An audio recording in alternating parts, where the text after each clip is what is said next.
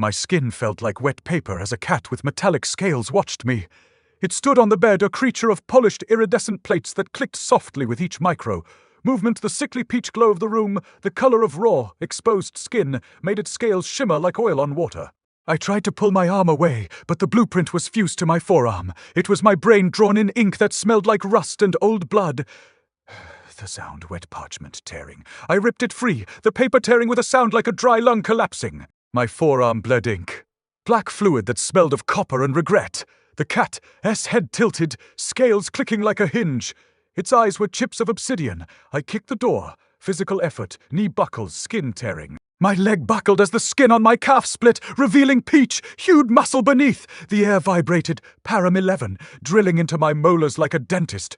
Drill, sound, door slams shut. No wind, just impacted. The impact shook the room, sending dust motes dancing in the peach light.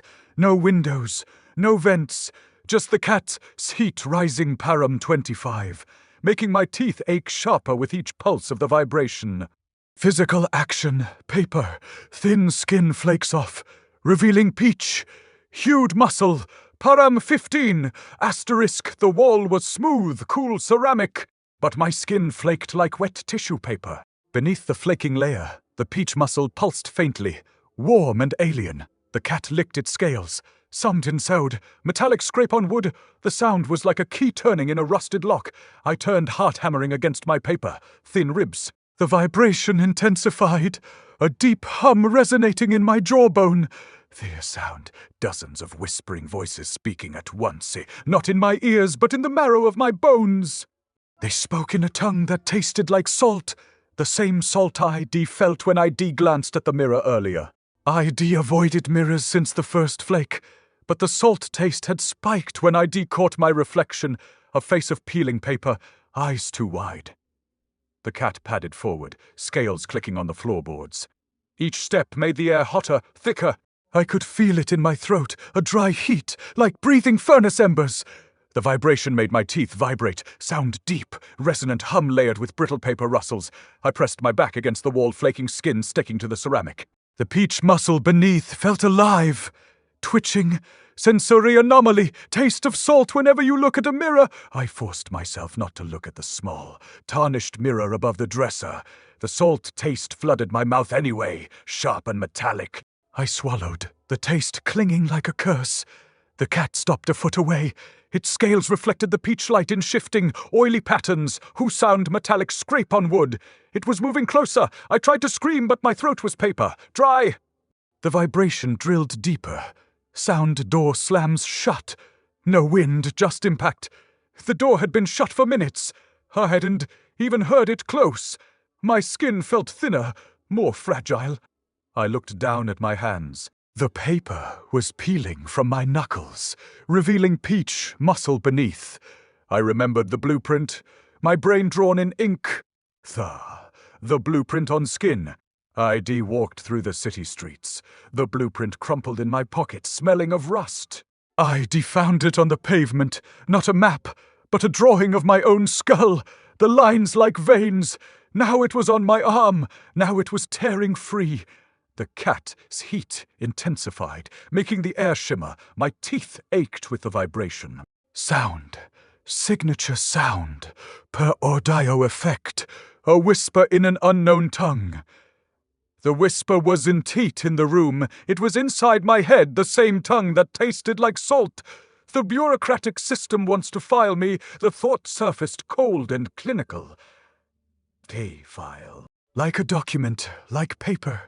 I pressed harder against the wall. Flakes of skin drifted down like confetti.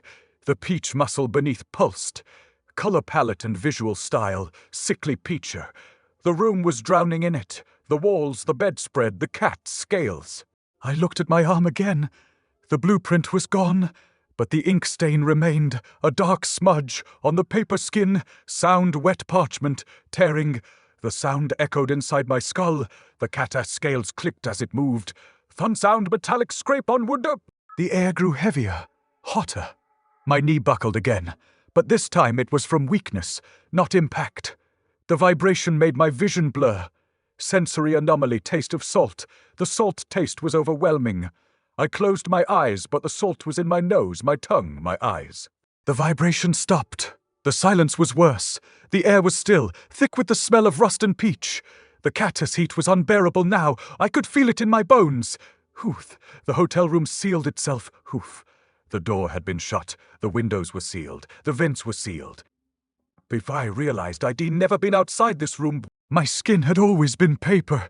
The realization wasn't yet a thought. It was a physical sensation, a flake of skin falling from my cheek. I looked down at my hand. The peach muscle was visible now, where the skin had torn. It pulsed. The cat watched me, scales iridescent in the sickly peach light. Sound deep, resonant hum, param 11, layered with brittle paper rustles. The hum was inside me now. I was the vibration. I was the paper. The cat licked its scales. Foo sound, metallic scrape on wood. The scrape was the last sound, before the room dissolved into peach. Salt exploded on my tongue, a sudden, acrid rush that made my teeth ache. I wiped my lips, leaving a smear of wet paper on the tarnished mirror's surface. The necklace hung from the frame, a grotesque mockery of adornment. Fossilized fingers, bone white and brittle, clutching a tiny rusted key. It hadn't been there a moment before. My hand trembled as I reached for it, the metallic chill of the clasp biting into my skin. A cracking sound, like dried mud splitting, accompanied my grasp. The blueprint's ink, the map of my own skull, seemed to pulse beneath the ceramic skin of my forearm. The air thickened, the vibration intensifying, drilling into my molars. It wasn't a sound, not precisely, but a pressure, a resonant hum that seemed to emanate from the very structure of the room. The cat entered, a silent glide across the floorboards. Its scales, iridescent in the sickly peach light, shifted and rippled, reflecting the distorted image of the room. The air heated 5 degrees, I estimated, the change palpable against my skin, a dry, suffocating warmth that tightened my throat. My skin protested as I turned from the mirror, the familiar tearing sensation like paper peeling from a fruit. The key, now pressed against my palm, felt strangely warm, the etched blueprint a burning brand against my flesh. The cat's tail flicked, a languid, unsettling movement that sent a ripple of unease through my limbs.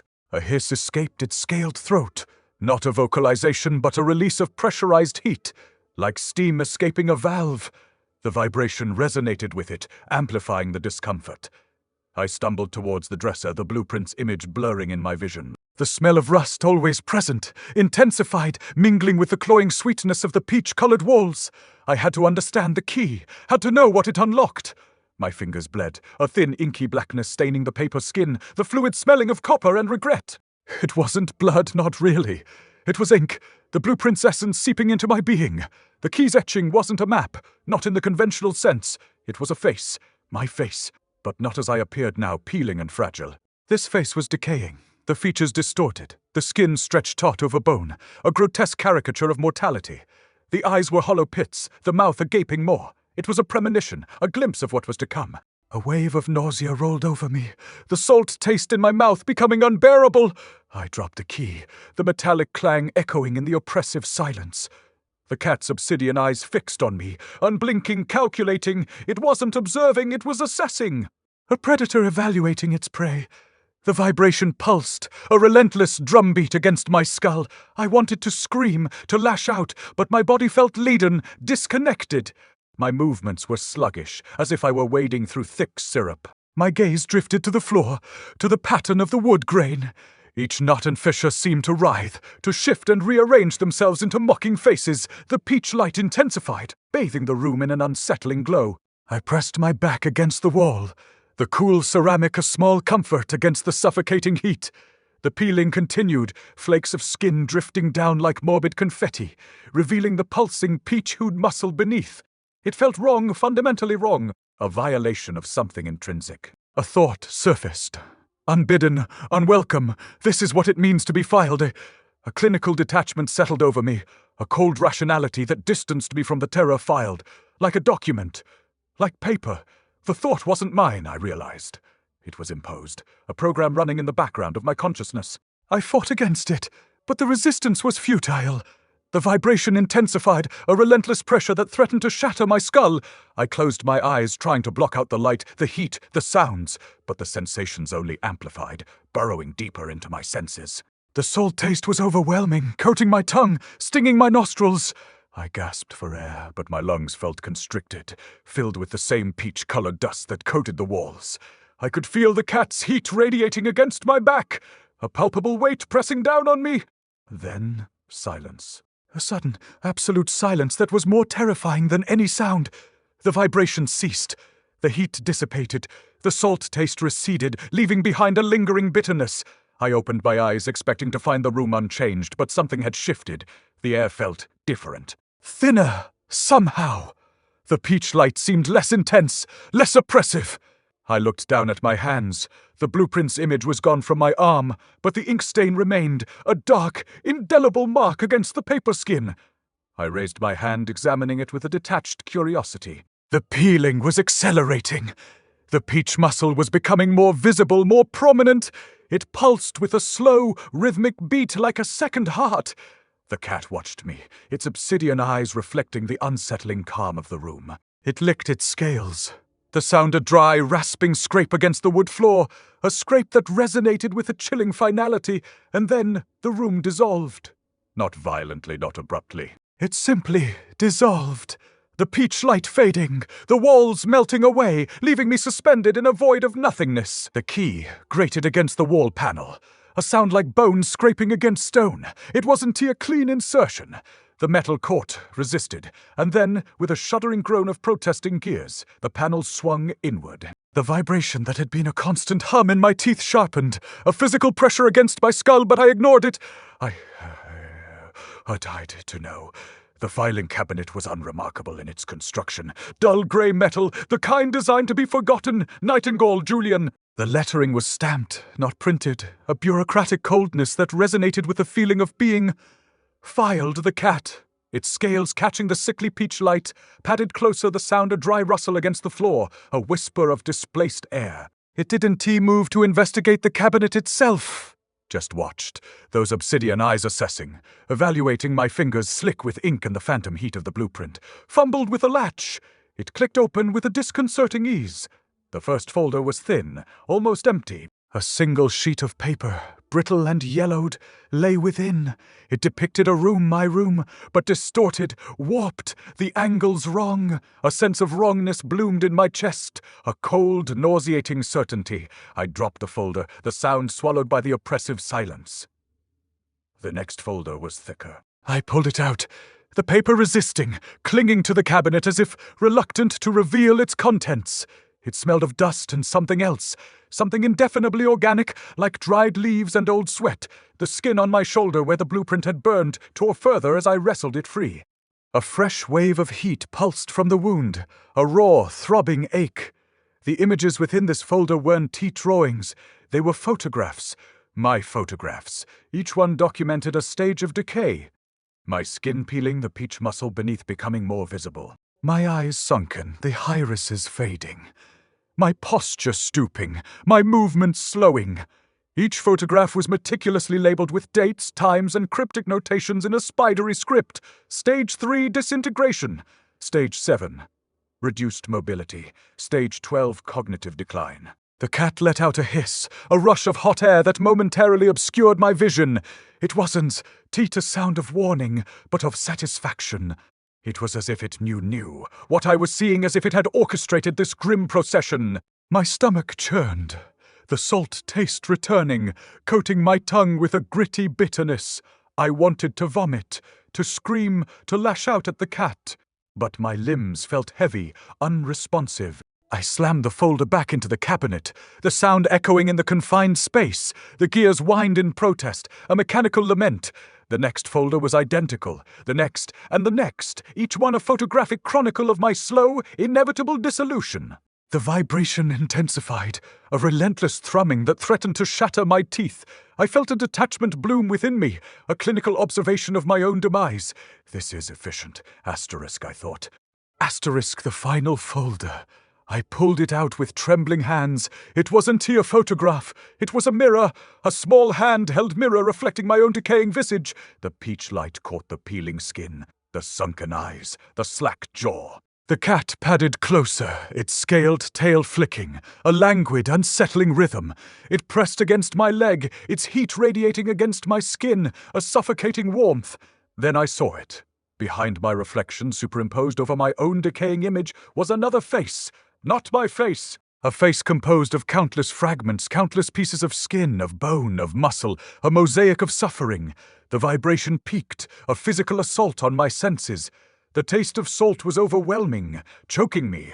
I dropped the mirror, the glass shattering on the floor. The sound was sharp, brittle, like the cracking of bone. The cat didn't flinch. It simply watched, its obsidian eyes reflecting the shards of glass, the distorted image of my own terror. The cabinet began to shift, the metal groaning under an unseen pressure. The labels blurred, the letters dissolving into a meaningless jumble. The folders began to slide out, one by one falling to the floor in a cascade of photographic evidence. And then I saw it. The final folder. It wasn't T-labeled. It was blank. I reached for it, my fingers trembling. As I pulled it out, the room began to dissolve. Not violently, not abruptly. It simply unraveled. The peach light faded. The walls melted away. The metal cabinet vanished. I was suspended in a void of nothingness. The blank folder clutched in my hand. The vibration ceased. The heat dissipated. The salt taste receded. The folder remained. I opened it. Inside wasn't teat, a photograph. Wasn't teat a mirror. It was a single sheet of paper. A blueprint, not of my skull, but of the void itself. And in the center, etched in a familiar spidery script, was a single word. Who next? The wall was warm. Not the dry, baked warmth of a summer sun, but something damp, like the inside of a shell after a tide. My fingers pressed against it, the peach-colored surface giving way under my touch, not with the resistance of plaster, but with the sickening compliance of wet paper. The fibers split at my nails, peeling back in thin, translucent sheets, the texture catching on my skin like the edges of a torn page. My breath fogged the air between my lips and the wall. A slow, uneven rhythm, the taste of salt clinging to my tongue like a second skin. Then, the voices. They didn't start as whispers. They began as a single, low hum, a vibration that seeped into my bones before my ears registered it. A chorus of 100 throats, all speaking at once, but not in words, not in any language I knew. The sound was a physical thing, pressing against my skull, the walls of my throat constricting as if the air itself were trying to force its way out. My left ear throbbed, a sharp, wet pulse, and when I pulled my hand away, my fingers came back stained, not with blood, but with a thin, watery film like the residue of a melted candle. The wall had bled. I pressed my ear to it again. The hum sharpened into something coherent, something recognizable. Not words, but shaped syllables carved into the air, pressing against my skin my name, not spoken. Twadron. The letters traced my skin in phantom ink, a wet, dragging sensation along my neck, my jaw, the salt taste flooding my mouth as the wall's voice became a scream inside my head. I ripped my ear away, but the sound didn't fade. It slithered into my teeth, a dissonant chord of wet parchment tearing, the sound of fingers dragging across a blackboard. My shoulder popped, a dry, hollow crack, and I didn't even feel the pain before my fist was already slamming into the wall. The impact wasn't resistance. The peach-colored surface split like a bruise, the fibers parting in a jagged tear, and my arm sank into the void beyond. Not with the weight of flesh, but with the slow, viscous drag of something submerged. The air inside the fissure was thick, cloying, the scent of old sweat, and something older, something twin-buried. My fingers closed around the edge of the opening, the texture slick warm, like the inside of a mouth. The voices surged. A tide of sound, and I forced my arm deeper, my elbow, my shoulder, until the tear was wide enough to crawl through. The room on the other side had no floor, not non-existent, not absent, for no floor at all.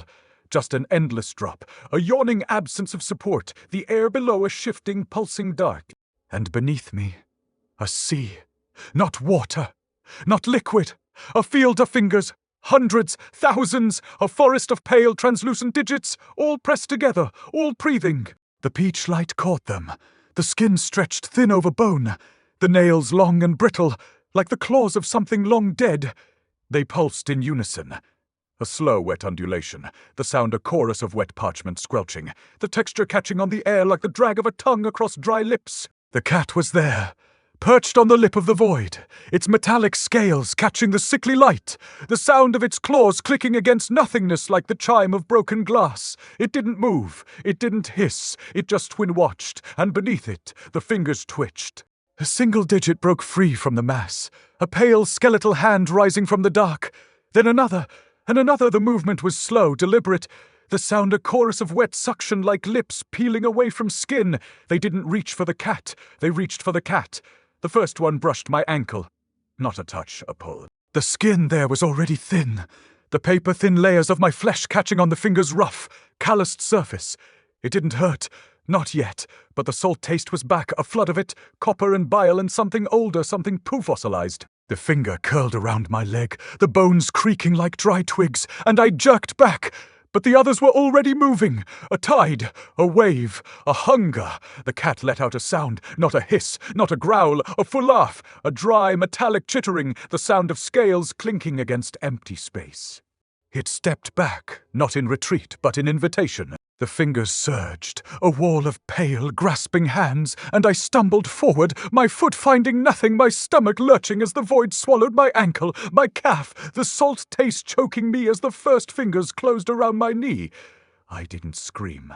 I breathed, and the air was thick with the scent of something waking up. The cat paced, a rhythmic scrape of metallic scales against the floor, a sound that grated against my teeth, a physical discomfort rather than an auditory one. The air thickened, a palpable pressure against my skin, and I registered a heat radiating from the floor, a slow burn creeping up my ankles. 10 degrees, I estimated. A purely instinctive calculation, the kind a man makes when he's trying to quantify a creeping dread. The scraping intensified. A nervous tick in the creature, and I grabbed the chair, a desperate act of defiance against the encroaching warmth. The wood splintered. A sharp crack that echoed unnervingly in the soundless room, the fibers tearing with a wet, fibrous sound like the peeling of a fruit. My fingers recoiled, slick with a viscous residue. The cat jumped. It launched itself onto the chair, a fluid, unsettling motion, its scales catching the sickly peach light, each plate shimmering with an oily iridescence.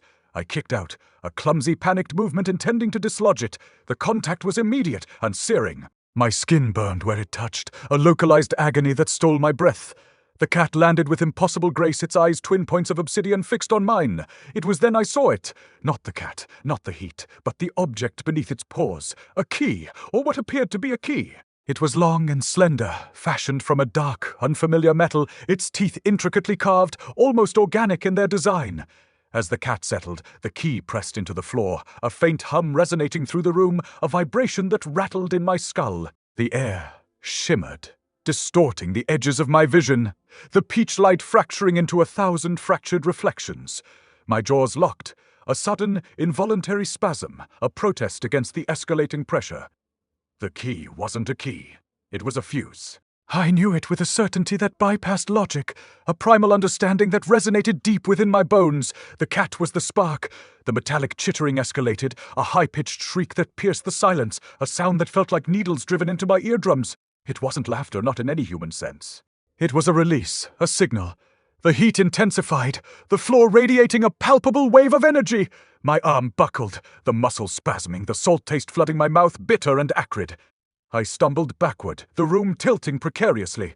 The heat was unbearable now, a suffocating blanket that pressed against my lungs, making each breath a painful effort.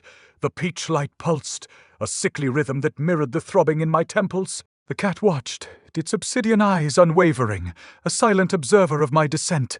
I felt a cold sweat slick my skin, the peach color of the walls seeming to deepen, to become more. Olive, the room was breathing. I was breathing. We were all breathing. In unison. The air tasted of burnt sugar, and something else, something ancient and indefinable. A scent that clung to the back of my throat, a phantom memory of a place I'd never been.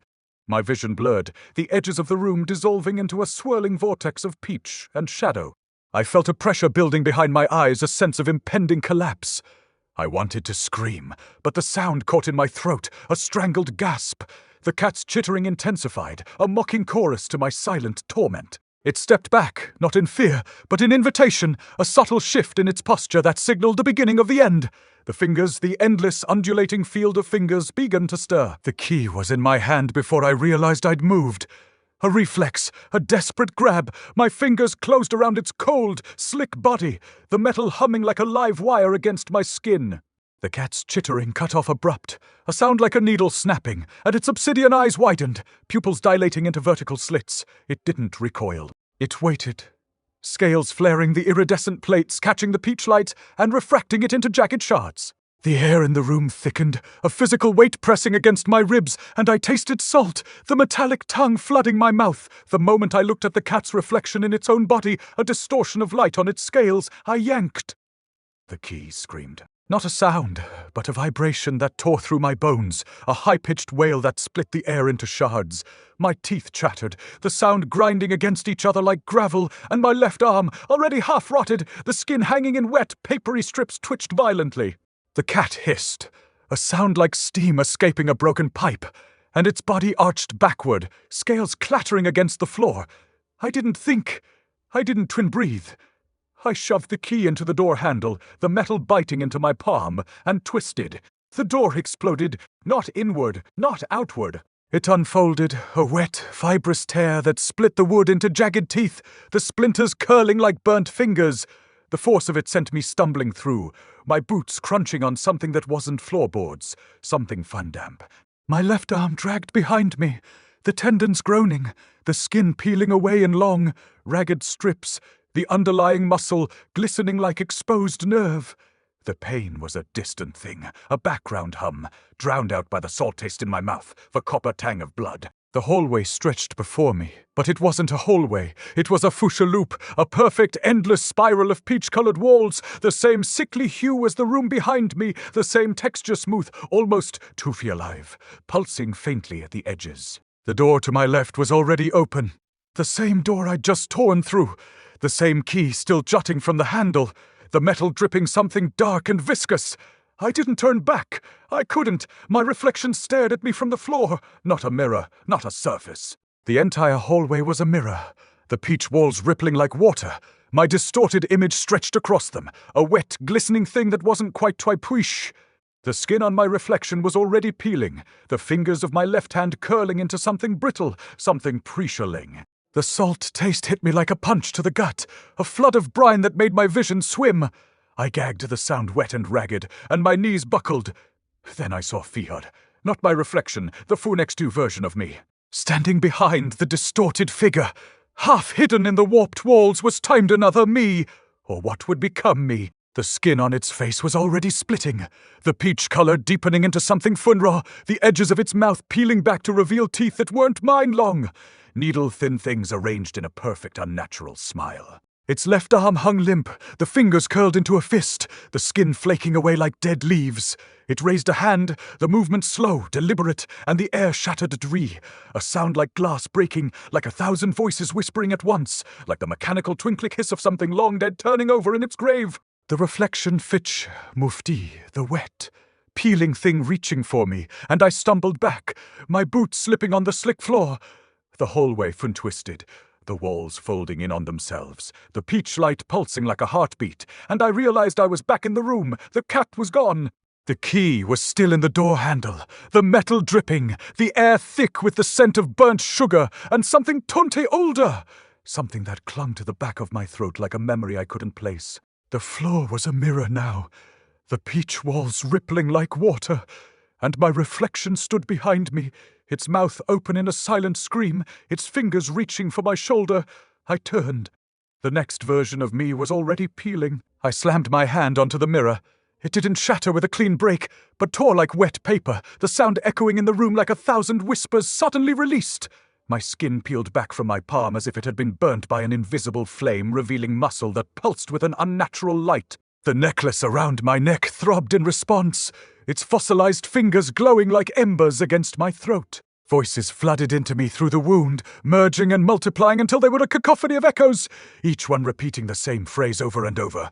File, Julian Nightingale, status paper! I tried to scream, but all that came out was a wet gurgle as my throat constricted around the invading whispers. My hand hung in midair above the mirror's shattered remains, decaying like an ancient artifact exposed too long to sunlight and air. It wasn't just rotting, it was transforming, shrinking into something else entirely, a skeletal parody of its former self. The cat watched me from the bed, its metallic scales reflecting the peach light in jagged shards that seemed to cut through my skin rather than illuminate it. The heat radiating off its body hissed like steam escaping a broken pipe, filling the room with an oppressive humidity that made my teeth ache and my bones creak. I couldn't move. I was anchored by the voices, rooted by their relentless repetition of my name, my status pauper. A chill ran through me at the thought, colder than any wind or rain could ever be. It wasn't just a descriptor, it was Antoine order. My reflection stared back at me from what remained of the mirror, its eyes wide and pleading. But for what? Mercy. Release. Its mouth moved silently in sync with mine as I gasped for breath against the invading whispers. Then it changed. The skin on my reflection's face began to split, peeling away like damp paper. The edges curled back, revealing something raw and wet beneath. A fleshy maw filled with teeth that weren't quite right, too long, too sharp, arranged in a grin that seemed more like a threat than amusement. Its left arm hung limp at its side, fingers curling into a fist as the skin flaked away from them like dead leaves. I tried to look away, but my reflection's gaze held me captive, those wrong teeth clicking together rhythmically, a metronome counting down time until the air shattered around us, glass breaking. 1,000 voices whispering at once. The mechanical click-hiss of something long dead turning over in its grave. And heat, the sudden scorching heat of a furnace door opening wide to swallow me whole. I stumbled back as the hallway twisted behind my reflection, walls folding inward like origami gone wrong. The peach light pulsed wildly now, casting grotesque shadows across everything it touched, including myself. My skin crawled at the sight, slick and wet, glistening with a sickly sheen that seemed to absorb rather than reflect any light falling upon it. Then I saw Twinte. Not my reflection, not anymore. But something else entirely standing behind where its distorted figure had been was another me, or what would become me if this kept happening. Its skin wasn't just peeling, it was replacing itself with wet paper, the process spreading rapidly from left to right, like a wave of decay consuming everything in its path. Its eyes met mine, and I felt something inside me twist, a primal recognition that made my stomach churn with fear. This wasn't some trick or illusion. It really was happening, and it wouldn't stop until there was nothing left but empty skin and bone, crumbling away to dust like ancient parchment exposed too long to sunlight. I turned to run, but the hallway had changed again. There were no windows, doors, vents, no way out at all except through myself, through my decaying body, through this endless loop of wet paper tearing apart until nothing remained but echoes and whispers. The paper peeled from my face in wet sheets, clinging to my fingers like damp newspaper. My vision blurred, not with tears, but with the slick, translucent flakes of myself unraveling. I blinked, and the room shuddered around me. A low, resonant hum vibrating through the walls, through my teeth, through the marrow of my bones. The hotel wasn't teach shaking. It was Sun breathing, some vast, suspended thing floating in the dark, its chambers filled with the distant, rhythmic pulse of pods. My left foot gave way beneath me, the sole collapsing into a pulp of grey, fibrous matter, leaving an imprint of my toes pressed into the carpet. Fragile, brittle, like the edge of a bookmark torn from a novel. The air thickened, not with heat, not yet, with something worse. A weight pressed against my lungs, my skin, my thoughts, Sid. My jaw locked, muscles seizing as the temperature spiked, the room swelling with the scent of scorched metal and burnt sugar. My teeth ached, not from cold, but from the pressure building behind my eyes, behind my skull, as if my head were a pressure cooker about to blow. Then, thicko! The cat moved, no slink, no silent pad of paws. It unfolded the scales clicking like the hinges of a rusted gate. The moment it crossed the threshold, the air became a furnace. 110 degrees, maybe more. The heat wasn't just in the room.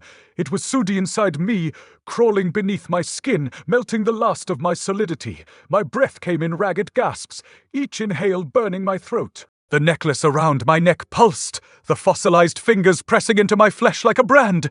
I fumbled for it, fingers slipping on the slick, peeling surface of my palm. The moment my skin touched the cold metal, the whispers inside my skull sharpened. Status. Paper, file asterisk. A chorus of voices scraping against my ribs like fingernails. I hurled it. The necklace left my throat with a wet thuthi, ushing through the air toward the cat. It didn't land. It stuck, embedding itself into the cat. S shoulder with a sound like a blade driving into wet clay. The scales hissed, steam rising from the impact, the metal fingers glowing a sickly peach beneath the iridescent surface. The cat didn't flinch. Just forged. Eyes unblinking, pupils slitted like the vents of a broken oven. The heat intensified. My skin sizzled where it touched the air, the paper flaking faster now, curling at the edges like the pages of a book left too long in the sun. I staggered back, but the walls had shifted. No doors, no windows, just the same endless hued corridor stretching behind me, the floor tilting at an impossible angle. The cat took a step forward, scales gleaming, the necklace sinking deeper into its flesh, the fingers writhing like living things. I tasted salt, not the sharp tang of sweat, not the bitter residue of fear. Salt. The same taste that flooded my mouth every time I looked in a mirror, the same taste that had been there since the first time my reflection foot moved it without me. The cat's jaw unhinged. Not a yawn, not a stretch, something worse. The lower half of its face split open, scales parting like petals, revealing rows of needle, thin teeth, each one glinting like broken glass. A wet clicking sound filled the air as it exhaled. A language I didn't know, but understood all the same. A command, an order, something twin-filing into my bones. The necklace was the key, and I was the lock. My hands trembled, fingers curling into fists, the paper splitting at the knuckles, unraveling like the edges of a torn photograph. The cat lunged. I didn't scream. The world collapsed inward, the heat, the whispers, the taste of salt, all of it compressing into a single suffocating moment as the cat's teeth closed around my wrist. The paper gave way beneath the pressure, my skin peeling back in wet strips, my bones groaning as they reshaped themselves into something smaller, something twin-fileable tweef. The last thing I saw was my own reflection in the cat, scales my face, melted half paper, staring back at me from the other side of the glass. And then the heat swallowed me whole. I grabbed at the cat, scales, slick as wet glass under my fingers. They peeled off in shards, embedding themselves into my palms like tiny, iridescent daggers. Each scale clicked against the others, a chorus of broken clock hands ticking away the seconds until anything gave way. The cat hissed, its jaw unhinging with an audible pop. My skin crawled at the sound, not unlike the rustling of paper being crumpled into a ball. I yanked it toward me, feeling the heat intensify around us like a furnace door opening wide. The air grew thick with it, pressing against my lungs, making each breath feel like an eternity. I slammed the cat into the wall behind me, scales shattered under impact, leaving behind a wet stain that smelled of burnt sugar and ozone. I expected resistance, but there was none. No struggle, no fight, just the empty weight of something waiting to be discarded. The wallpaper beneath the stain rippled like water, then stilled, revealing an image, my brain blueprint Param 12, inked in sickly peach against a backdrop of filing cabinets. The lines were neat, precise, the kind you find on architectural plans or anatomical charts, not the messy, chaotic folds and creases of reality. I reached out to touch it, but paused. My fingers were wet with cat blood, my skin still weeping paper flakes. I hesitated, then pressed them against the image anyway. It felt cool beneath my touch, smooth as glass, a stark contrast to the heat radiating from everywhere else in this godforsaken room. The filing cabinet door hissed open Param 23, revealing a new Julian inside curled up on the floor like discarded waste. His skin was already turning to paper, wet, translucent sheets peeling away from bone, white fingers and cheeks hollowed out by shadows cast from within. I tasted salt. Not just in my mouth. The air itself seemed saturated with it, clinging to each breath I took until all I could taste was the ocean. Rotten tang. My reflection stared back at me from the cabinet, her mirrored surface. My face melted, half paper, eyes wide and unblinking behind a mask of translucent skin. The new Julian twitched, his eyelids fluttering open to reveal irises as dark and endless as the abyss within those filing cabinets. He looked up at me with recognition, a mirror held up to my own gaze, and then everything clicked into place. Param 25. This wasn't just a loop, it was a feedback cycle. Each iteration brought us closer, each filing opened another door, leading back inside ourselves. And now here we were again, Julian Nightingale, status, paper file. The cat struggled in my grasp, its body shifting beneath the scales like liquid metal poured into new molds. I felt something cold press against my wrist. The necklace Param 13, fossilized fingers coiling around bone as it pulled me toward the cabinet, escaping more. I let go of the cat, letting it fall to the floor with a wet thud. It didn't matter anymore. Not when there were more important things being filed away inside my skull. Things like blueprints and memories, dreams and fears. All reduced down into neat little packages ready for storage, paramate. The air grew heavy around me, pressing against my skin until it felt like I was drowning in peach-hued water. The whispers returned. Param 16. Dozens of voices speaking at once, but saying nothing coherent. A chorus of static noise filling up every available space inside this dollhouse reality. I stepped into the filing cabinet, feeling its cold metal walls close around me like a coffin lid shutting tight. And somewhere in that infinite darkness between worlds, I heard it again. That slow, rhythmic clicking. Param 23, scales sliding underwater as something watched from within the shadows. I stumbled back, my heel catching on something brittle. A discarded scale, still warm. The new Julian stirred on the floor, his fingers curling inward like dry leaves. Physical action. Decaying hand touched Floort.